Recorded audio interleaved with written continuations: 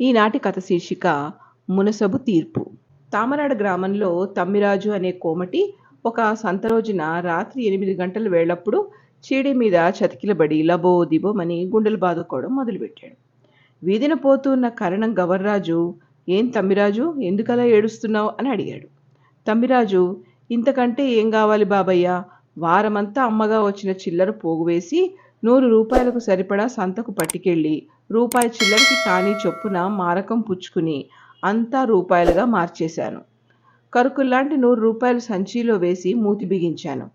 మారకం డబ్బుల కింద వచ్చిన రూపాయి 9 అణాలు పెట్టి దొండకాయలు, ఉర్లగడ్డ, వెల్లుల్లి, పచ్చిమిరప కొని తక్కినవి సంచిలో వేసి మూట కట్టుకున్నాను.